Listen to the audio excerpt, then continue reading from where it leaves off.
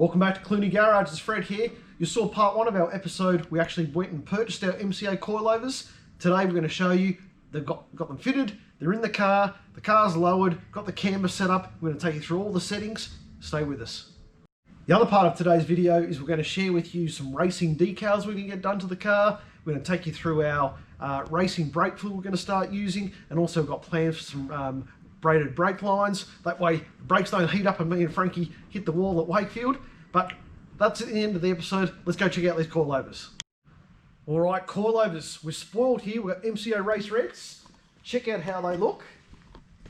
Now, it's not super low at the moment because we've got to get our different wheels and tyres on, but they are still pretty low. But the big thing I'm super impressed here is these Race Reds have got a camber setting. We've gone with 4 degrees negative camber.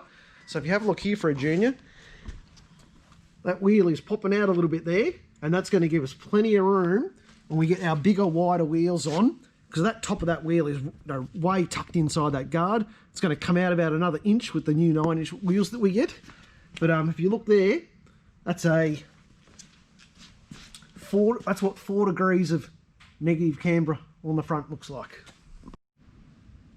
So to get an even better angle of the camber, check it out from back here on the rear wheel. I'm standing at the rear wheels, looking at the front. We've got a bit like a V8 supercar there, Fred Jr. Okay, so we didn't go as aggressive on the rears. We went 2 degrees in negative camber on the rears. You've got most of our cambers on the front. I'll show you through a little tutorial around what camber means, negative versus positive. But have a look at the back here, Fred Jr.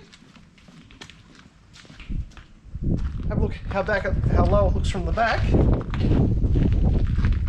And imagine having one of those bad girls hanging off the back of it too. Alright, I didn't actually fit these MCA coilovers. Our tune shop at Gentech did them. A couple of reasons for that. One, I just do not want to stuff around and get things wrong on this car. This is a race car. This will be doing in excess of 200 kilometers an hour on, none of the race circuits we're doing on. I've never done a wheel alignment before. I've never set camber up before. Leave it to the professionals when you're doing stuff like this. Snot box, sure, but when it comes to this car, I'm not touching it. So early versions of the Race Reds had a sort of a spindle design on the top of the shock tower.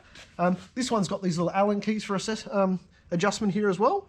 So yeah, this is the new version, 2020 version of the MCA Race Reds. Check out our latest star of the show, Fred Jr. It's a little Angus heifer. Her name is Michelle. She's awesome.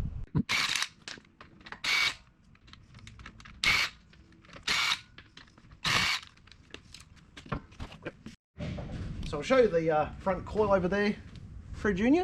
There it is there. And as we recall from the VE and the VF strut towers are different. So obviously this is specifically designed for a VF. And our camber washers are in here, giving us our negative camber. And we've got, that's our current rubber brake line. And Fred Jr. and I are going to share with you something that's coming soon on those brake lines. But let's show you the rear.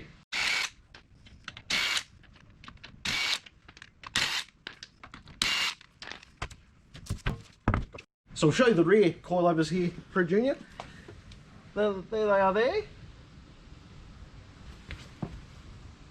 In their glory. And the adjustment for it is in the boot. You've just got to cut little notches in your boot there.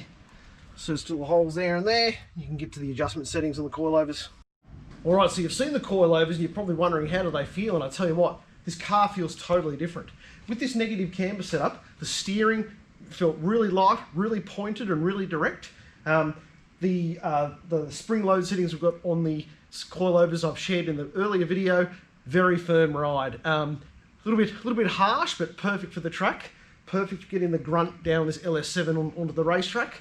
And we, in tomorrow's video, are going to show you exactly what it looks like out there on the road.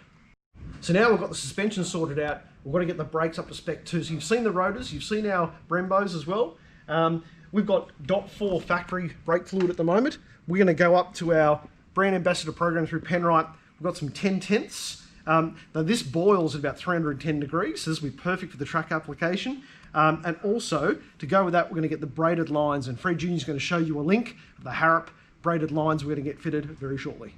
So a stainless steel braided hose kit, it's a real improvement for any of your high performance braking system, and it's a serious must if you're going to track your car.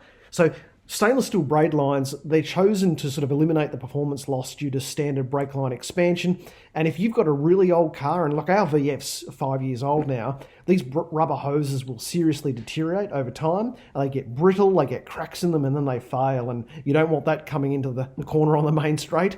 So if you look at some of these cars where they're on the track, their discs are glowing red hot. They come into the pits and they're stinking.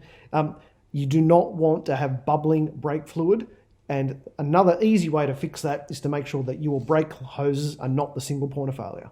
Okay, so the last bit of today's video is how else do we make Clooney look like a V8 supercar lookalike. Got a couple of ideas there, and also with our cams regulations when we start tracking the car too. We are going to get our numeral number 9 on the window. We're going to get our driver's name on the side here. We're going to get another numeral on the back window and on the front window. They come like in a vinyl sort of fluorescent yellow colour. That'll look really good. And then I'll show you also where our battery switch triangle goes, and also for our tow points as well. So you can pick up these sticker kits from any Revolution race gear or any CAMS approved race shop. So that's for the battery isolator switch. We actually don't have an isolator switch. We've just got a battery, as everyone knows, in the VFs in the boot. So we're going to go with that blue triangle there. But we are going to have to get our tow points fitted in our stickers to indicate in case we end up in the kitty litter. So we're going to get a tow hook on the back and on the front, and then we'll have these stickers to reflect their locations. Alright, so thanks for joining us. A bit of a different episode today. Not too many how-tos and all that. We just wanted to showcase the MCAs, show you that they're on the car, give you a sneak preview of how they handle, but all that's going to be unveiled tomorrow. Big driving episode tomorrow. Almost as much as the 1,000 horsepower raw and uncut video that Fred Jr. and I did.